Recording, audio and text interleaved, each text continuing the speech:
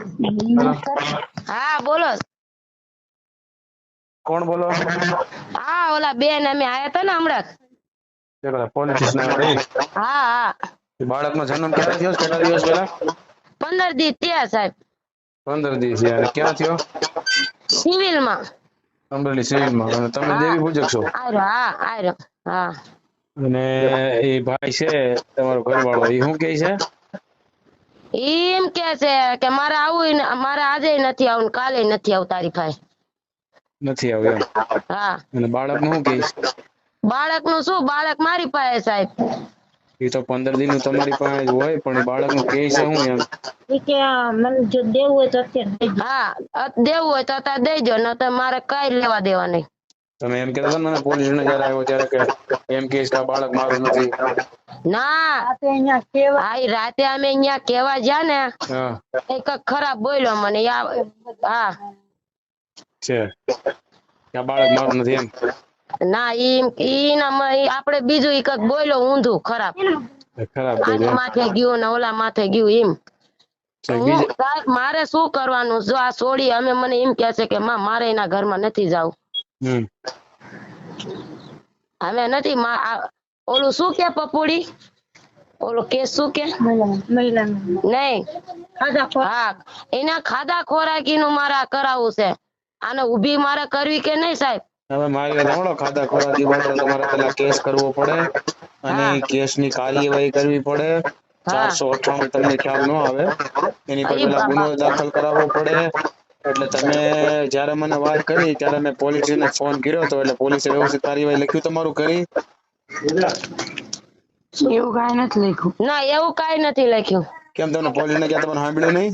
તમે હે? પોલીસને ક્યાં તમારું સાંભળ્યું નહીં? નહીં, ખાલી નામ લખ્યું. એમાં લખ્યું બધું, મેં જે કીધું ને લખ્યું એમને. હા તો લખ્યું ના કેમ પાડો છો? પોલીસ મેં ફોન કર્યો ત્યારે એને મને પોલીસનો ફોન આવ્યો કે ભરત નામ એનું લખી લીધું છે અને કાર્યવાહી કરવાના છે, એને બોલાવશે હોત. અને તમને એમ કહીશ કે કાંઈ ન થાય, જ્યાં થવું હોય ને થાય. શું કહીશ? એ શું કહીશ? હેલો, હા, એ શું કહે છે તમારો ઘરવાળો? ઈ એમ કેતો હતો કે જીને જાચીને કરવું હોય ઈ કરી આવો કેમ. એટલે એ ભાઈ ને હજી કાયદાની ખબર નહીં પડતી હોય, હા ઈ મોટા કાયદાની ભાગે મને નથી ખબર. અભણ છે. શું કરે? શું એ કામગીરી? એ આ યાર્ડમાં કામ કરે છે, માર્કેટ યાર્ડમાં? હા. હા તો એને હજી કાયદો આઈડો નથી. કાયદો ને બુદ્ધિ ન હોય ને, એમ કે તમારા દેવી પૂજક સમાજમાં મોટા ભાગે ભણેલા ન હોય, એટલે મોટા માંથી બોલ તારે થાય એ કરી લે, તું જાન, મને કઈ ફેર નહીં પડી જાય. પણ જયારે હા ટીંગાટોળી કરીને પોલીસ સ્ટેશન લેવા આવશે ને પોલીસ, ત્યારે એને ખબર પડશે કેટલી બી હો થાય. અને આ 15 દી નું બાળક છે, એને તરછોડી દીધું છે, અને તમે આ પોઝિશનમાં છો, એને બુદ્ધિ નથી હજી કે તમે કાયદો, જરા એક કાયદાનું વાત, કામ. તમે ખાલી મારા ઘરની પરિસ્થિતિ જોવા આવો. ખાલી તમે એમ કહેશો કે નહીં, કોઈ 5 માણસ તમને એમ કહેશે કે નહીં આના ઘરમાં પરિસ્થિતિ શું છે, સમજ્યા?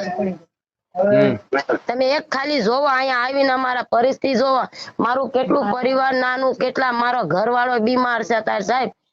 કોઈ અમે કામ ધંધા વગરના હાવ અમે બેઠા ને ઉપર જતા. જો આ એક તો એનું માણા અમે હાસુ છું, એના વસ્તાનો હું હાસુ છું, તોય મને આવી અબજા દેશે.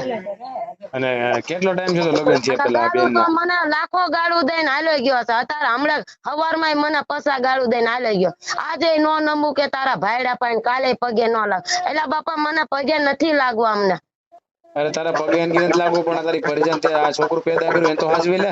એને તો હાસવું પડે. હા હું ઈ અમે કેવા માંગી છે કે તું ભલે 15 દી માં તું નો આવ્યો હોય, પણ અત્યારે તો તારે આવીને તારી છોકરાને, તારી બાયડીને તો પૂછ કે ભાઈ શું તારે વાંધો છે, કઈ વાંધો છે તો હું બેઠો છું. એટલું તો આવીને કેવું પડે ને. એટલે જોવાય નથી આવ્યો? ના ના નથી આવતો સાહેબ. ઈ જોવા જ નહીં. એમાં તો આ બધી માથાકૂટ હાલે છે. બાળકને જોવા જ નથી આવ્યો? હા નથી આવતો. તમે એને જાણ કરી હતી કે આ બાળકનો જન્મ થયો છે છોકરાનો?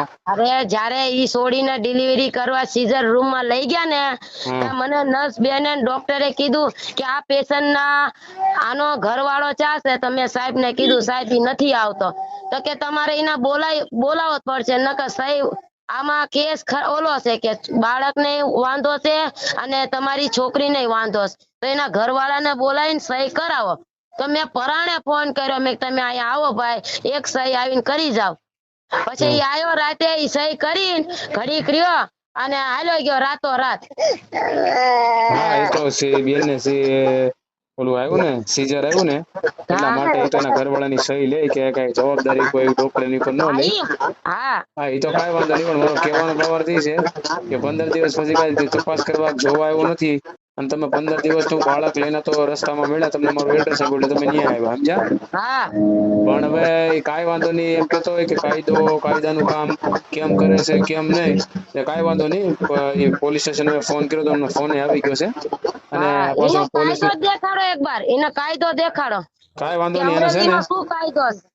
કાંઈ વાંધો નહીં, એને હું હાલ્યો સાહેબ, મારા ઘરવાળા હારે વાત કરો, એના પપ્પા છે. હાલ્યો. કાંઈ વાંધો નહીં, સાંભળો. હા સાહેબ, હા હા હવારમાં જે આયા ને મેં કેસ ત્યાં કરવા, તો એ લોકો કે તમારે જ્યાં થાય એ કરી નાખો કેસ કે. કાંઈ વાંધો નહીં ભાઈ, ભલે ઈ એમ કે ઈ તો પછી હો વાતું થાય. અને જયારે પાંજરે પુરાય ને, મારી વાત સાંભળી લો ભાઈ, જયારે પાંજરે પુરાય ને ત્યારે ખ્યાલ આવે. એ બેન ને સવારે મારી પાસે આવ્યા હતા, સાંભળો મારી વાત, એને મેં યોગ્ય માર્ગદર્શન આપ્યું છે ને પોલીસ સ્ટેશન લઈ ગયો હતો. હા એટલે પોલીસ સ્ટેશનથી એને કેવડાવ્યું છે કે ટૂંક સમયમાં એ ભાઈને લેવાય આવશે, અને લેવા આવશે ને ત્યારે મને પોલીસ સ્ટેશન તમે મને બોલાવજો, હું આવીશ. હા. અને સાહેબ હા એક વાત કહું, આ છોકરીને જે દિવાલ ઉપર માથું ભટકાડ્યું છે ને, છોકરીના માથામાં બહુ ઝટકા આવા, સમજ્યા? ડિલિવરી થાય એટલે તકલીફ તો થાય એને.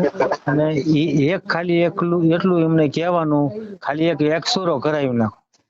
કાંઈ વાંધો નહીં, તમ તારે તમે સિવિલમાં જજો ને હા, એટલે એકસો હું એક નંબર આપી તમને સિવિલ હોસ્પિટલમાં. સાંભળો ભાઈ, સિવિલ હોસ્પિટલમાં તમે જાઓ ને એટલે હું તમને નંબર આપી તમને એક્સરે મફતમાં કરાવી દે. એટલે બે એનું કારણ ખબર તો પડે કે માથામાં શું છે. હા એ તો તકલીફ હું છે, કાંઈ વાંધો નહીં.